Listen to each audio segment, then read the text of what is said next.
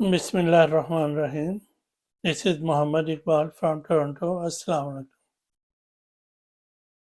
اب یہ جعفر ایکسپریس کا سارا مدعا جو ہے وہ پی ٹی آئی کے اوپر، عمران خان کے اوپر ڈالنے کی کوشش ہو رہی ہے.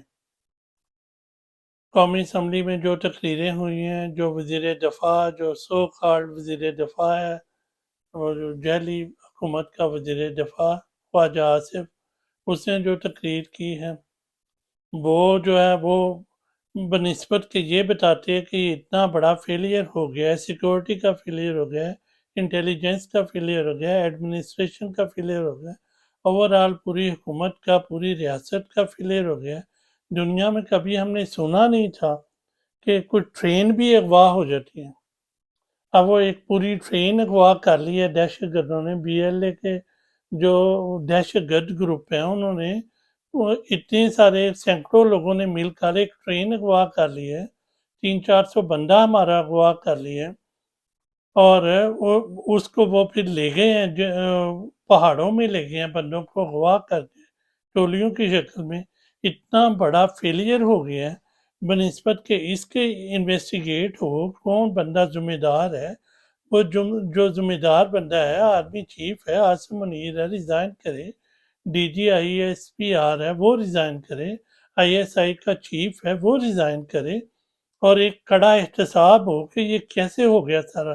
اس کی بنسبت وزیر اعظم جو اردلی وزیر اعظم ہے، وہ شہباز شریف، وہ بوٹ پالش کا کوئی موقع ہاتھ ہی نہیں جانے دیتا. وہ گیا کوئٹہ، اس کے جا کے بنسبت کہ یہ بتاتا کہ یہ واقعہ کیا ہوا، اس کی وجہ فیلئر کس بات کا بنا، اور ہم کیا کر رہے ہیں، تحقیقات کر رہے ہیں، اور جو بھی ذمہ دار ہوں گے اس فیلئر کو اس کو سزا دیں گے. بنسبت یہ کہنے کے اس نے وہ پی ٹی آئی کے ساتھ کے خلاف بکواس شروع کر دی ہے. اور D G I S P R جو ہے وہ ٹیلی ویژن پہ آیا ہے کامران کے ساتھ، تو اس نے بھی پی ٹی آئی کے خلاف ہی باتیں شروع کر دی ہیں کہ جناب یہ ایک سیاسی جماعت جو ہے اس نے یہ کر دیا. تو آپ خود بتاؤ کہ یہ آپ کا فیلئر ہے. سیکورٹی کرنا آپ کا کام ہے، دفاع آپ کا کام ہے، لیکن آپ دفاع کو چھوڑ کے آپ دوسرے چکروں میں پڑے ہیں. قومی اسمبلی پہ آپ نے قبضہ کیا ہے، سینٹ پہ آپ نے قبضہ کیا، کاروبار کو 150 قسم کے آپ چلا رہے ہیں.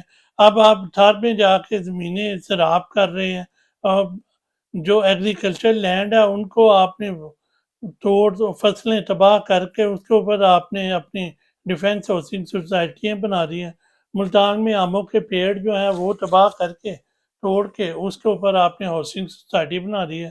اور اب وہ ریگستان والے جو علاقے ہیں اور ان میں چلے گئے ہیں، اور سندھ کا پانی جو ہے وہ نہریں نکال کے وہاں آپ کریں گے سارا سلسلہ. کوئی آپ کا پیٹ بھرتا ہی نہیں ہے، پاکستانی فوج کا، پاکستانی جرنیلوں کا پیٹ بھرتا ہی نہیں ہے.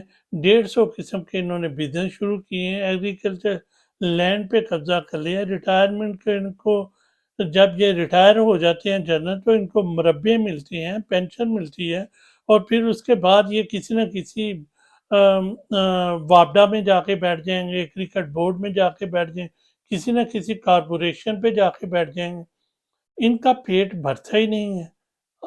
اور وہ ایک عمران خان آیا تھا، وہ اس کو جیل میں ڈالا ہوا ہے. وہ جیل میں تو اب جیل میں بھی اس کے اوپر یہ جعفر ایکسپریس کا مدعا اس کے اوپر ڈالنے کی کوشش کی جا رہی ہے.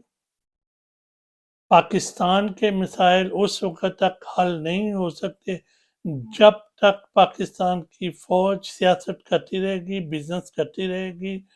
اور اگر پاکستان نے آگے بڑھنا ہے تو پاکستان کی فوج کو سیاست سے آؤٹ کرنا پڑے گا. ان کے ساری بزنس امپائر ہے اس ساری کو گورنمنٹ اپنے قبضے میں لے لے اور لے کے پرائیویٹ سیکٹر میں بھیج دے. فوج کا کوئی کام نہیں ہے کہ وہ بزنس کرتے پھرے، فوج کا کوئی کام نہیں ہے وہ سیاست کرے، فوج کا کوئی کام نہیں ہے وہ ایم این ایز کو اغوا کر کے اور پھر وہ 26ویں آئینی ترمیم کروائے. اور یہ جو ایکسٹینشن اب منیر مصری نے اپنی مرضی سے لی ہے اس کو بھی فوراً ختم کیا جائے، اور آرمی چیف ریزائن کرے اتنے بڑے failure per. I S I کا چیف ریزائن کرے، D G I S P R resign کرے، تب جا کے ملک آگے بڑھے گا. ورنہ پاکستان کا کوئی فیوچر نہیں ہے۔ جس طرح کے حالات لگ رہے ہیں مجھے لگتا ہے کہ عاصم منیر پاکستان کو توڑ جائے گا، توڑ کے ہی جائے گا۔ اب تک اتنا ہی، خدا حافظ۔